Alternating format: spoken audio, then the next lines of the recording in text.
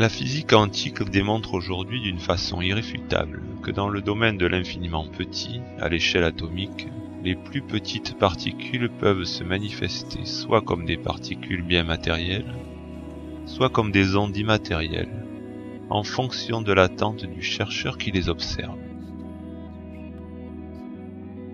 Si celui-ci s'attend à voir un électron se comporter comme une particule, alors ce dernier se comportera comme une particule. En revanche, si le chercheur s'attend à voir le même électron se comporter comme une onde, ce dernier se comportera comme une onde. Pour les physiciens quantiques, la réalité se manifeste en conformité avec la conception que nous nous faisons d'elle a priori. Au final, l'observateur ne percevra du monde que le reflet de ce qu'il porte dans sa propre conscience.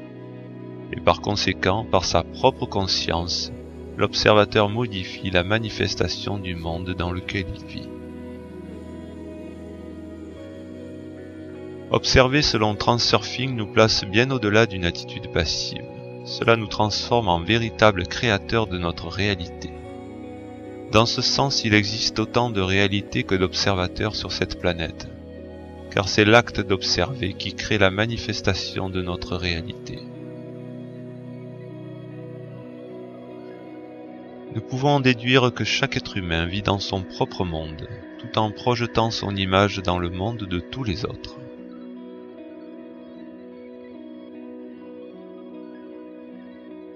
Une autre découverte extraordinaire de la physique quantique montre que tant qu'un objet n'est pas observé, cet objet existe dans tous ses états simultanément. Tant qu'un observateur n'observe pas, l'objet quantique est véritablement démultiplié et se trouve dans tous les endroits et dans tous les états permis par les équations de la physique quantique, simultanément, dans un champ de probabilité, une matrice d'états potentiels. Au moment précis où l'observateur observe, des milliers d'objets quantiques disparaissent sauf un, pour créer un objet qui a toutes les apparences de la réalité.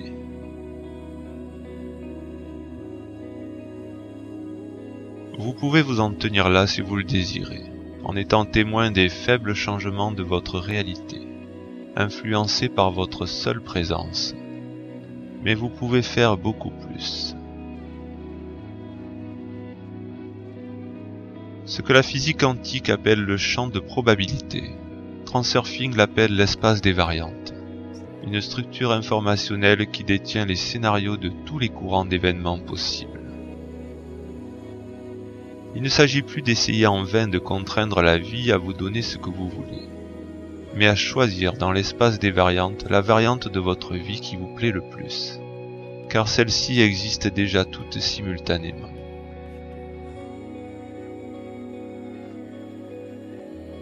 À partir de là, la question que l'on peut se poser est comment choisir la variante de notre vie qui nous rendra vraiment heureux.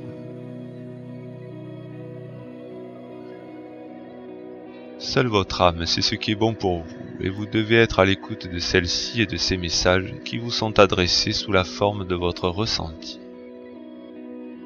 Seule notre âme sait déjà ce que nous avons besoin, et connaît le secteur de l'espace des variantes dans lequel nous voulons manifester cette réalité déjà existante depuis toujours, sur une ligne de vie bien particulière, mais sur laquelle nous ne nous sommes pas encore rendus, ou que nous avons quitté par le passé lorsque nous avions nos rêves d'enfants.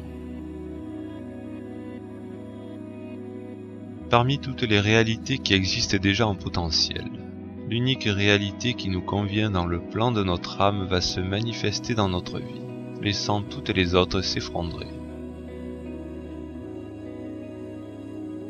Lorsque nous portons notre attention vers le secteur de l'espace des variantes qui est en résonance avec le plan de notre âme, les miracles se produisent. Les portes s'ouvrent comme par magie, tout arrive sans effort, au moment opportun. Nous surfons littéralement à travers notre réalité. Dans ce sens, le mot Transurfing prend toute sa signification. Comment se mouvoir véritablement dans l'espace des variantes, une fois que vous avez déterminé le projet de votre âme? La pensée dominante entretient l'idée que ce sont les actes et non les pensées qui déterminent le cours de la vie d'une personne. La chose importante n'est pas ce que nous faisons, mais bien ce que nous pensons. On peut effectivement voir une contradiction dans ce raisonnement, mais elle n'est qu'apparente.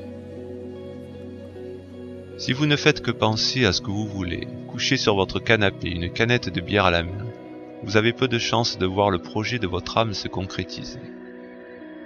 Un obstacle de taille vous barre le chemin de votre réalisation. Quel est-il ? La réponse est simple mais fondamentale. Il n'y a pas d'obstacle. Ce n'est pas le fait de désirer quelque chose qui le fait surgir dans votre vie, mais c'est votre intention d'avoir et d'agir pour votre désir qui permet sa réalisation. Votre intention se réalise, pas vos désirs. Qu'est-ce que l'intention ? Vous désirez lever votre bras. Si vous ne faites que désirer lever votre bras, celui-ci ne bougera pas. Le désir ne crée aucune action. Vous êtes déterminé à agir pour lever votre bras. Est-ce la détermination à agir qui lève votre bras ? Non. Vous avez pris la décision de lever votre bras, mais il ne bouge toujours pas. C'est lorsque vous faites le choix de lever votre bras que celui-ci se met effectivement à bouger.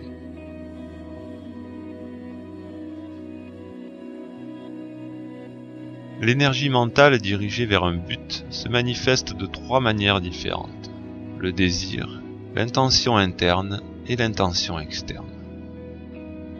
Le désir concentre l'attention sur le but lui-même et n'a aucun pouvoir. Désirer inclut la probabilité que vous ne puissiez pas obtenir ce que vous voulez. L'intention interne suppose l'idée d'un effort à faire et peut se résumer comme la détermination à agir. L'intention externe se concentre sur la façon dont le but se réalise lui-même et peut se résumer comme la détermination à avoir. Lorsque vous luttez, vous essayez de pousser votre réalisation dans l'espace des variantes. Mais lorsque vous choisissez, l'espace des variantes bouge dans votre direction. L'intention interne vous pousse à agir sur le monde pour qu'il vous cède, avec l'idée que vous vous déplacez et vous rapprochez de votre but pour l'atteindre. L'intention externe sait votre but déjà atteint et le pousse à votre rencontre dans votre direction. Ce n'est pas vous qui vous déplacez dans l'espace des variantes, mais l'espace des variantes qui bouge votre réalisation et la déplace vers vous. Le résultat est le même, mais la différence est énorme.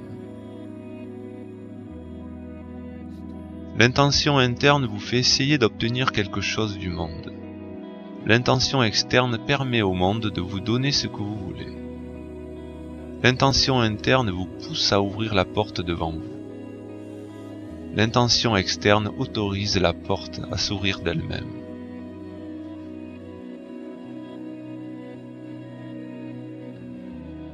Tout l'univers tendant vers l'équilibre, désiré d'une façon intense est inutile et même contre-productif, dans la mesure où ce que Transurfing appelle un potentiel en excès, généré par l'importance excessive que vous accordez à votre désir, sera de toute façon contrecarré par les forces d'équilibrage, dont le résultat final sera toujours en votre défaveur. L'oiseau qui veut s'envoler ne désire pas voler. Celui-ci fait le choix de voler et vole tout simplement. Ne désirez pas quoi que ce soit, mais choisissez d'obtenir et d'agir pour ce que vous voulez. Lorsque vous désirez quelque chose, vous essayez de forcer la ligne de vie sur laquelle vous êtes en cet instant à vous donner ce que vous voulez. Mais ça ne fonctionne pas, ou très rarement, et vous prend beaucoup de temps et d'énergie.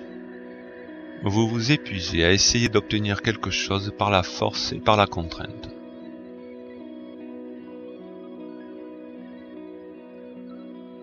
Si vous visitez une galerie de peinture et que les tableaux exposés ne vous plaisent pas, et que vous commenciez à les décrocher pour les remplacer par d'autres, que croyez-vous qu'il va se passer ? Lorsque vous choisissez d'obtenir ce que vous voulez, vous quittez littéralement votre ligne de vie actuelle sur laquelle votre souhait réalisé n'existe pas, pour atteindre la ligne de vie où votre souhait réalisé existe bel et bien. Si les tableaux exposés dans la galerie où vous vous trouvez ne vous plaisent pas, déplacez-vous et changez de galerie.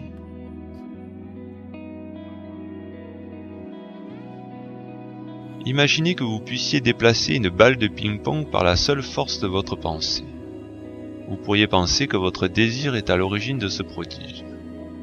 Pour Transurfing, il y a une autre explication.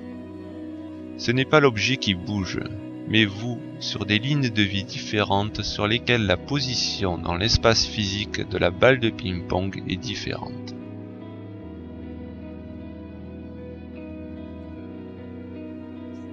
Chaque fois que vous faites un choix, ne serait-ce qu'entre deux plats au restaurant, vous quittez votre ligne de vie actuelle où vous auriez choisi le premier pour vous rendre sur une ligne de vie légèrement différente si vous choisissez le second. Vous ne percevez pas votre déplacement parce que ces deux lignes de vie sont très proches. Rappelez-vous votre sentiment lorsque vous avez fait de la bicyclette la première fois. La satisfaction que vous éprouviez à ce moment est l'état d'unité entre l'âme et l'esprit. Et vous vous sentiez en cet instant faire partie intégrante de la force tacite qui dirige l'univers.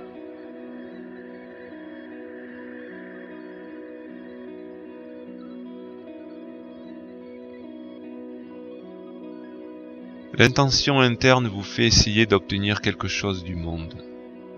L'intention externe permet au monde de vous donner ce que vous voulez. L'intention interne vous pousse à ouvrir la porte devant vous. L'intention externe autorise la porte à s'ouvrir d'elle-même.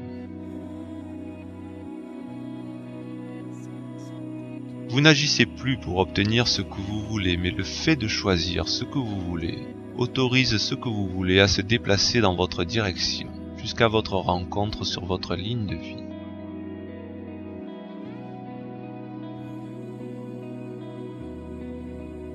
Bannissez toute tension ou sentiment d'effort. Vous êtes déterminé à avoir parce que cela vous est ordinaire et naturel.